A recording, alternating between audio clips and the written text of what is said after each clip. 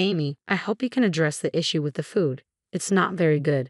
What do you mean it's not very good? Amy replied, I'd like you to make better bread. They sell better ovens for baking bread nowadays. Fine then. I'll inform the housekeeper, Emanuela, about this. Amy Anderson, 35, is a full-time ethics trader working from home. She met her husband Eric, who is 2 years older than her, at a small mail order company where we both worked. Eric was in the pet food department, and I was in the cosmetics department, handling customer phone calls. Our company often flouted labor regulations, leading us to work overtime daily and return home late. Despite a high salary, we had little time to enjoy it. Our main solace was going out for drinks once a week with some coworkers. Those outings were our escape from the monotonous grind of excessive hours and unfulfilled dreams. I started dating Eric from that group, and we married 3 years ago. I left my job after marriage and stayed home for a while. Eventually, I decided to find a job I could do from home, which led me to FX trading. I immersed myself in books and online resources, studying extensively and practicing with demo accounts. Over time, I developed my own trading style and began earning a steady income. Although it took effort and persistence to reach this point, I eventually succeeded in FS trading. Meanwhile, my in-laws, Nicholas and Julia, moved in with us after Nicholas retired last year. They had been living in municipal housing, but Eric invited them to live with us, believing it would be difficult for them to manage on their pension alone. I cover all the living expenses, including rent, since I began earning from FX trading. Eric reassured his parents, saying, Amy will take care of the living expenses, so you can do whatever you like. Thank you, Amy, Nicholas and Julia said. That's very kind of you. Thus began our life together with Eric's parents. I don't handle household chores myself. Emanuela, our housekeeper, takes care of everything. Her excellent cooking and efficient management of household tasks have been invaluable, allowing me to focus on studying ethics trading and writing about it. However, Nicholas and Julia haven't always been pleased. Initially polite and grateful, their attitude changed after a couple of months. They began questioning, what's the point of having a wife who stays at home but doesn't do any housework? She's always just sitting in front of the computer. Nicholas and Julia began to express their disapproval, though they never said it directly to me. Instead, they seemed to be constantly complaining to Eric, insinuating that my work in forex trading was no better than gambling and that I wasn't contributing productively to the household. With the burden of rent and living expenses lifted, Eric started spending his salary more extravagantly. He embraced high fashion, opting for custom-made suits, designer bags, and luxury shoes. His newfound enthusiasm for fashion made him visibly happier, and he had no complaints about his financial situation. Eric shielded me from his parents' criticisms about my forex trading, but lately his attitude shifted. Hey Amy, you're always just sitting in front of the computer. You don't wear makeup and only wear sweatshirts. Isn't that a bit plain and dreary? Eric said one day. Do I really need to put on makeup and dress up when I'm just staying at home? I replied. Well, that may be fine for you, but it's not good enough for me, he retorted. Wait a minute. Are you saying that just because I'm not dressing up, I'm not good enough for you? I asked, bewildered. Exactly, he said. Don't you ever want to make an effort to look nice for me? Are you saying I need to dress up for you to find me attractive? I was stunned. Since that conversation, Eric began to complain to Nicholas and Julia about me. One evening, after dinner, as I was heading to the bathroom, I overheard their murmurs. As I listened from the hallway, I overheard Nicholas and Julia's conversation in the living room.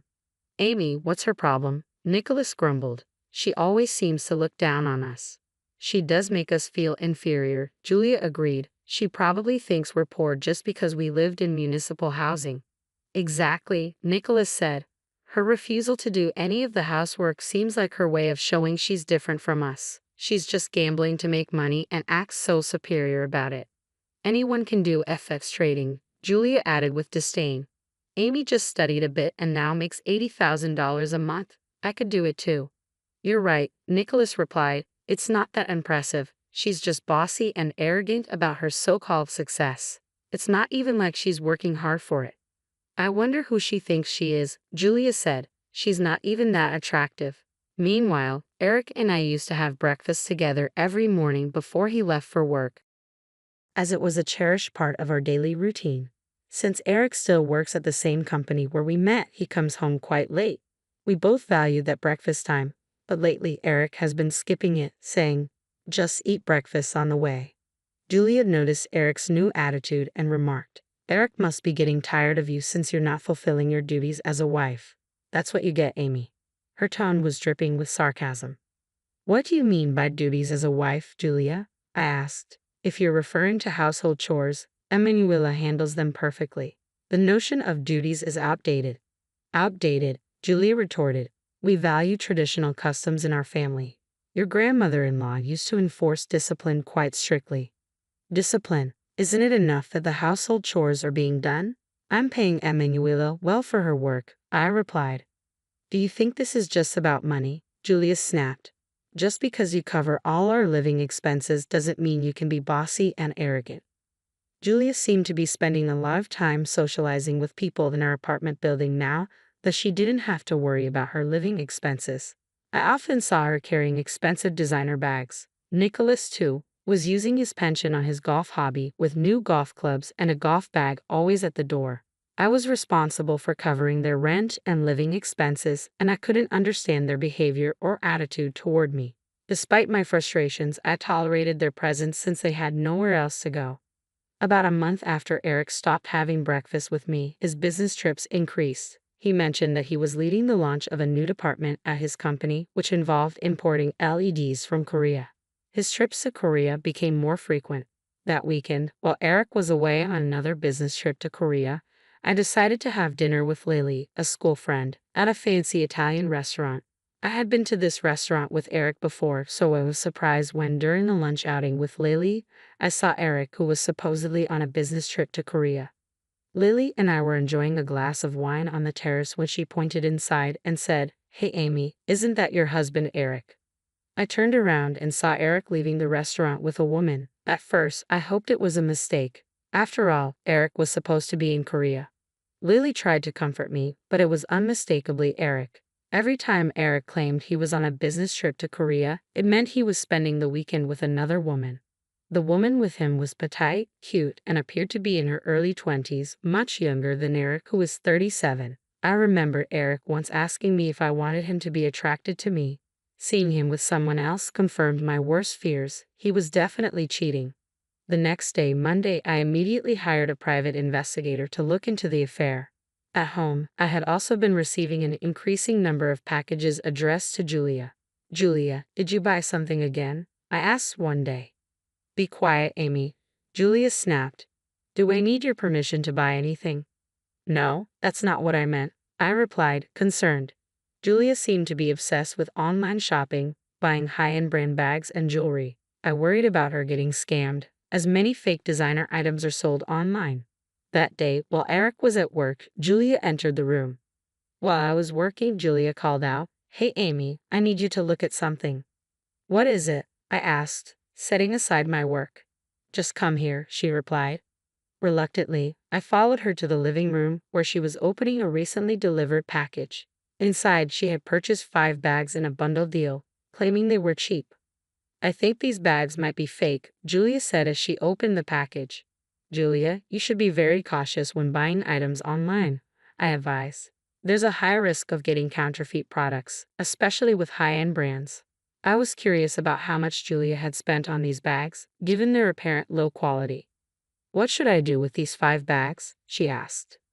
"First, I recommend contacting the seller to see if they have a return policy," I suggested. Julia attempted to reach out to the seller, but she encountered difficulties. She couldn't find a phone number or any contact information at first. When she eventually found a number and called it, she was told it was no longer in use. Julia had spent a total of $5,000 on these fake bags. The mail order site looked legitimate at first glance, but the bags were listed at an unusually low price. Julia had paid via bank transfer, which meant she couldn't stop the transaction through a credit card dispute. The site's return policy clearly stated there was no cooling off period, making her ineligible for a refund. "Julia, you really need to be more careful with these purchases," I warned her. "When buying high-end goods online, if the price seems unusually low, it's likely to be a fake," I explained. "You really need to think it through before making a purchase and not just jump on it because it's cheap." Julia retorted. Don't act like I don't know what I'm doing, Amy. It's not about that. It's just a waste of money to spend $5,000 on counterfeit goods, I said. Shut up, shut up, shut up. Julia snapped. Since arguing wasn't helping, I returned to my room to focus on work. That Sunday after dinner, Nicholas suddenly confronted me. Stop doing FX trading, he demanded. I was golfing with a friend from my old job, and he told me Forex trading is a scam. You scamming people. What are you talking about? I asked, surprised. He said Forex trading is a scam. They promise you easy money but are just trying to take your money, Nicholas continued. Is that what you're doing, Amy? No, I'm not scamming anyone or luring people into investments, I clarified. I use social media to share information about Forex trading through my blog. I'm just trying to help people who are interested. You think you can fool me just because I'm not tech savvy? Nicholas accused. I'm not fooling anyone, I replied. Dad thinks it's a scam because making money seems too easy to him. It's not easy money, Eric, I added. I've explained this to you several times. It's not as easy as it looks, I said. You think I just studied a bit and started making a lot of money, but it's not that simple. Eric responded. Meanwhile, I'm working my butt off to start a new department at the company. It must be easy for you. Eric, I thought you were supposed to support me in FX trading. If I stop, what happens to the payments? We won't be able to afford the rent. I can handle the rent myself, Eric said. I felt frustrated. As the full-time FS trader, my income was what allowed Eric and his family to enjoy their current lifestyle. Yet they seemed ungrateful and only complained about my work. The next day, I received the results from the investigator I hired. It was confirmed. Eric was cheating on me. He was having an affair with a 25-year-old woman, 12 years younger than him. I had never met her. She had joined the company after I left. Apparently, she had accompanied Eric on several business trips to Korea. I spent a few days contemplating how to confront Eric with this information, knowing it would likely lead to divorce. That evening, Emanuela cooked dinner for us. As she was leaving, Julia approached me. Amy, I had a conversation with Nicholas and Eric. Julia said, we've decided we don't like anything about you. We want to live on our own, and we want you to leave. Eric hadn't returned from work yet. We don't want to be supported by your so-called scam money, Julia continued. We don't like how you act like you know everything. We've discussed this with Eric, and we've decided you need to move out. I felt a sense of resignation. The fact that Eric wasn't even here showed he had no feelings left for me. There was no reason for me to continue supporting these people. Fine then, I said, realizing that this was probably for the best. That day, I packed my bags and moved into a hotel. The divorce was finalized soon after. Since I had discovered Eric's infidelity during our marriage, I was able to file for alimony. I quickly rented a one-bedroom apartment that suited me perfectly and moved in. I also changed the lease from Eric's name to mine. About 4 months later, I received a call from Eric. He said he wanted to talk and would come to my new apartment. As I waited, Nicholas and Julia arrived with him, and I had a sinking feeling about what was coming. Amy, we're really sorry, Eric said, looking remorseful. We apologize for our terrible behavior. Please come back and live with us. Nicholas and Julia echoed his apologies, their faces filled with regret. What is this all about? I asked, confused. Eric, still looking down, explained, we can't afford the $40,000 rent and we're about to be evicted. We have no place to go and are in serious trouble. Please help us. I was stunned. Eric continued, revealing that his new department, which focused on importing LEDs from Korea, had been a disaster. The LEDs were defective, and when customers complained, the factory had to recall the products. Eric's poor Korean and misunderstanding of the contract led to a failed business venture.